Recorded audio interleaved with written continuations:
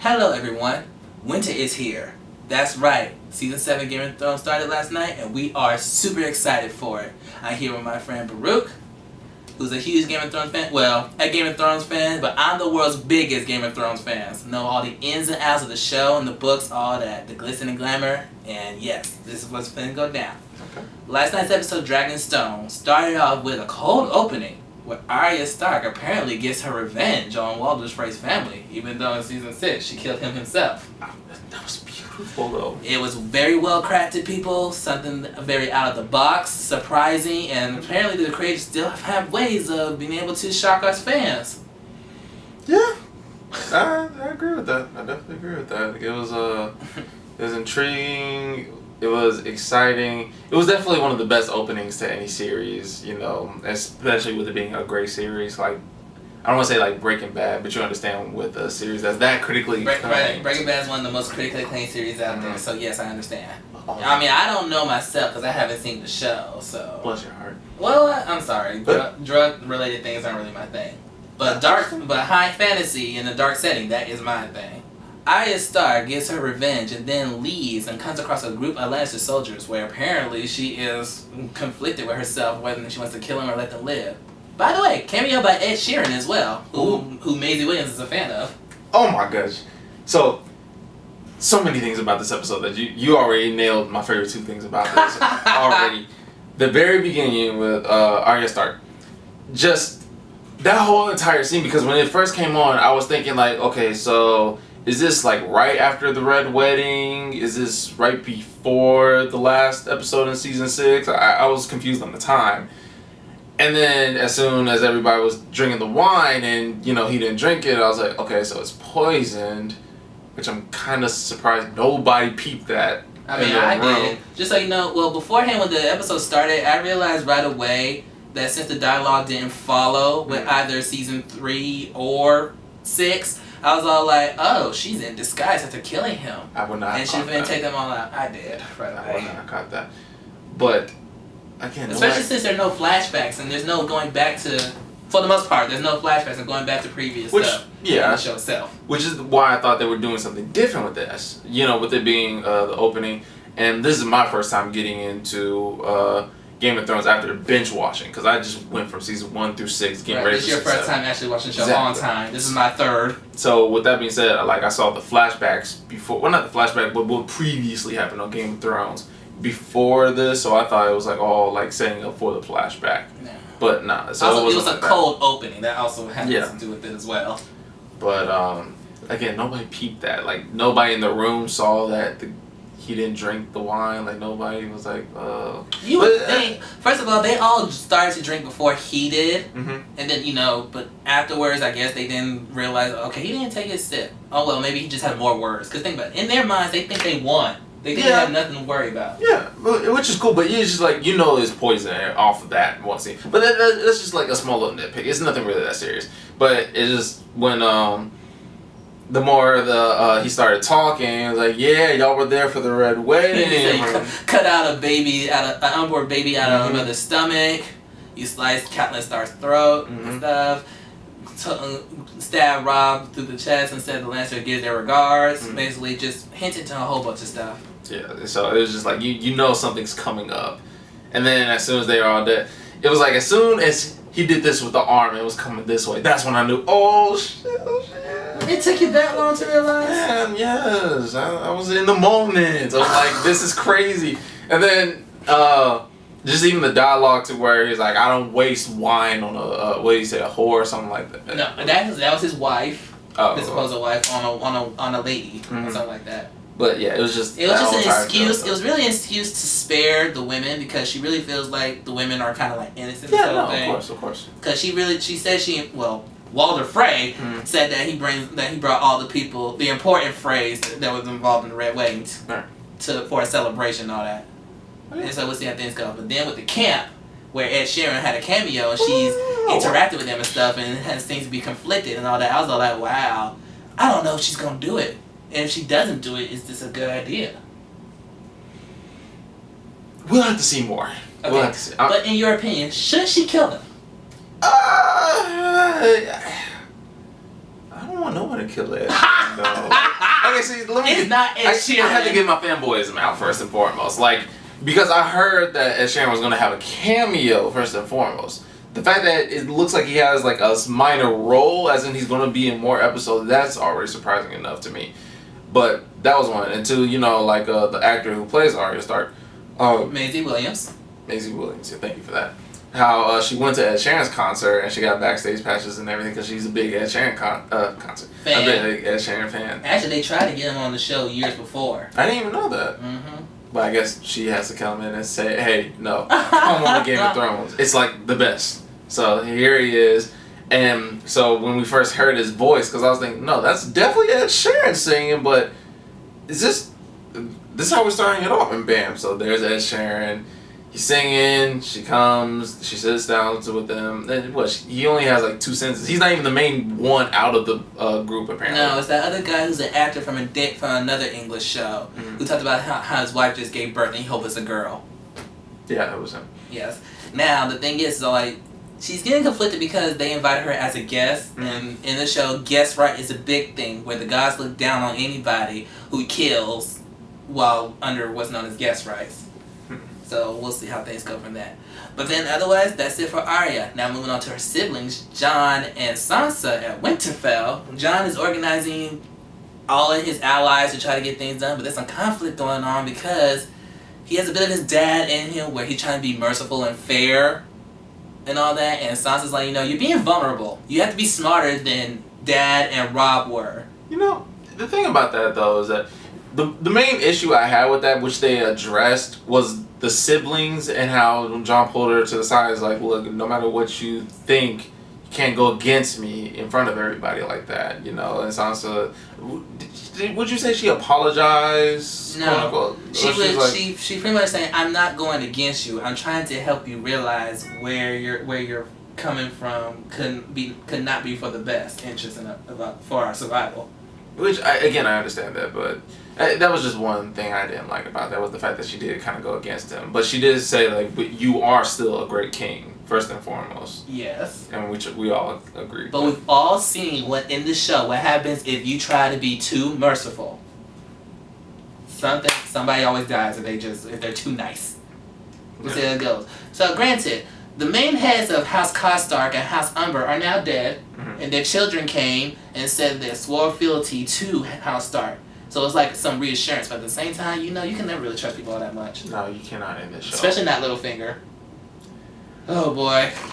I like his character though. He's slimy as I don't know what, but you just don't know what he has up his sleeve. You never know. My thing is all like, he always seems to have the tools to mess things up in a big way. And it's just like, oh God, if he's not satisfied, then things will never be right. I feel like Sansa is coming from there because I feel like she actually tried to help get him out the way when she initially spoke up about Jon not forgiving House Karstark and House Umber. And we'll see. I guess we'll just see how things go. He still wants Sansa though, that's for sure. Yeah. Bless Sansa's heart. She got a Littlefinger coming for that. I don't know how to feel about that, but hey, I mean, we had that since season 4 or something. Season 1. Season 1, really? Yes, he's always had an eye out for her since he couldn't have her mother. But he really, well, yeah, okay, yeah. I'll take that. You're right. Okay. My other question goes to the Hound.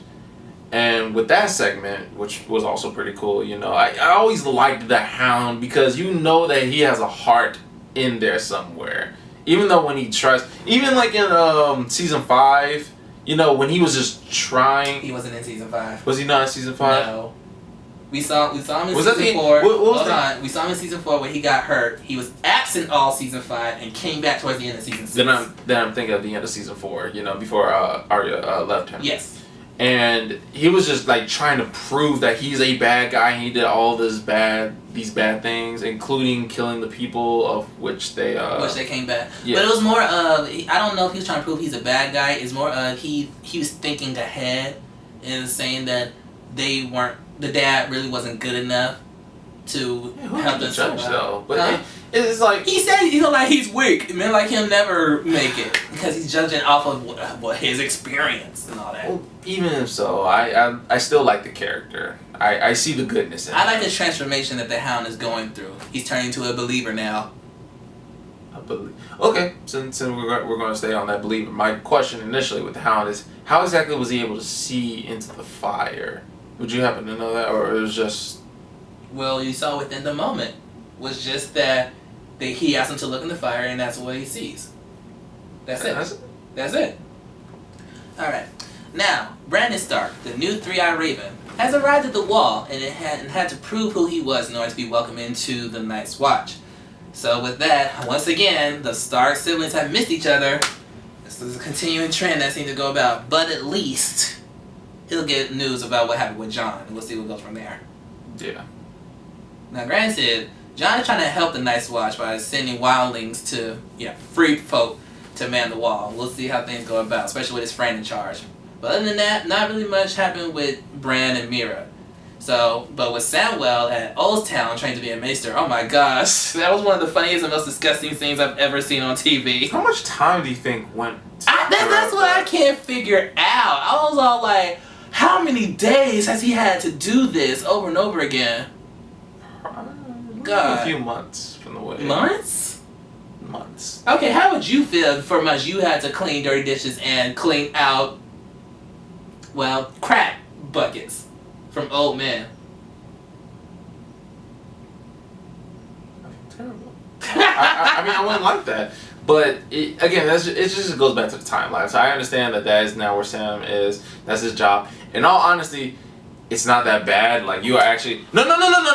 Think about this. In all Game of Thrones and where all these characters are... Oh, look, season 2 done fell.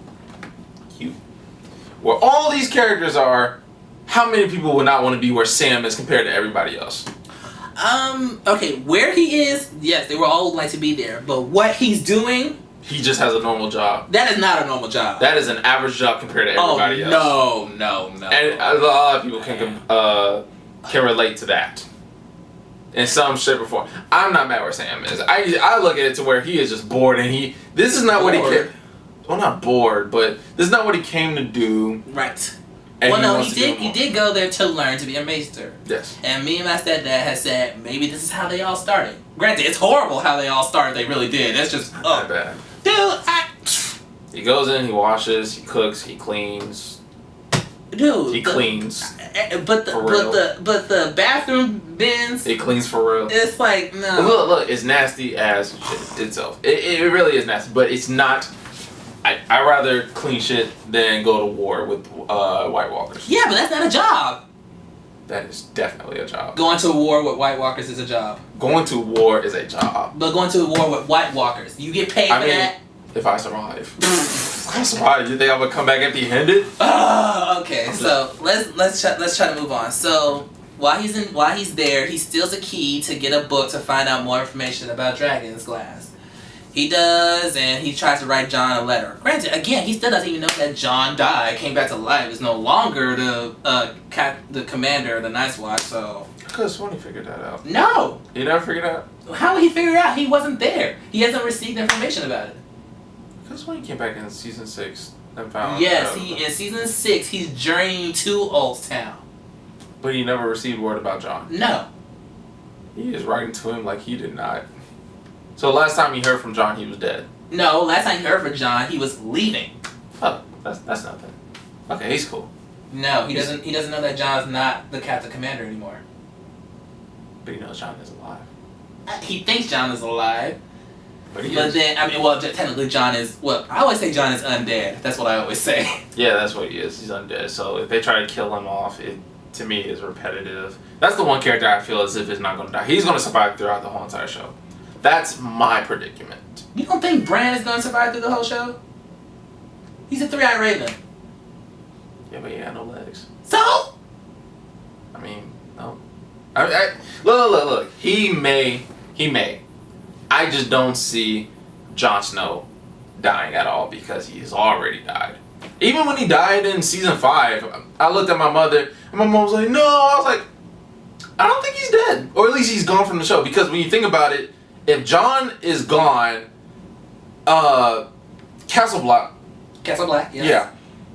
What is so important about Castle Black without Jon Snow? That's the point. You would see a big old fallout, or you see a total rise of power for the wrong reason. Oh Lord, if he that's fair. If George R. Martin really keeps him dead, which I don't think in the books, and somehow Alistair Torn takes over, I'm about to be like, oh, I'm done. Okay.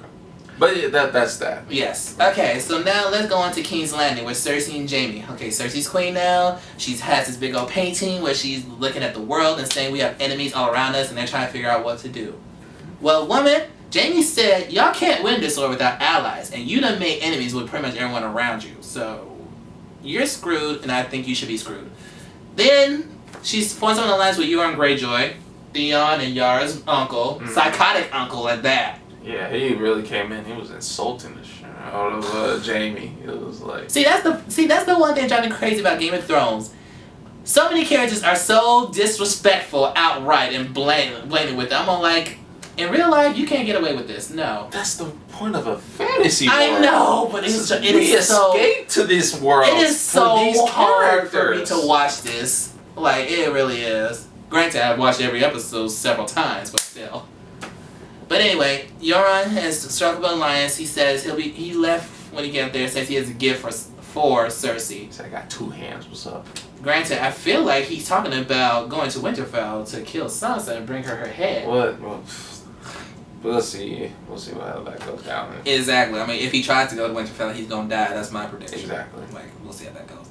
And then finally, Daenerys and Tyrion and the rest of them have finally made it to Westeros. She has returned home in her birthplace of Dragonstone. There's a throne in there because technically that is where her family first started. The Targaryens first started there before they went to King's Landing. They go to the room with this strategic map and they said, shall we begin? And that's how the episode ended. That's episode 1, 6 more to go. Oh, why only 6? We should be saying 9. Granted, yes, we would love for this to be a full 10 episode season like the other ones, but the creators have said that they delayed shooting so that they can have winter weather and actual shooting time, and that in the time frame they're allowed, they can't film 10 episodes. Sucks. Yeah, they can't do the usual thing they usually do. And think about it, we have waited over a year since June 26th of last year. Well, these better be amazing episodes. We did like the first one, right? Oh, we loved the first one, please. Ain't no like, we loved the first one. You said it. Like, if I was to give it a score, I'd give it a 10 out of 10. Most Game of Thrones episodes, I give it 10 out of 10 anyway. What about, so that means A+? Well, yeah. Okay. I say A, maybe A-. Why? Because, to me, it was a great start, but that's what it was. It was just a start. It didn't. I know.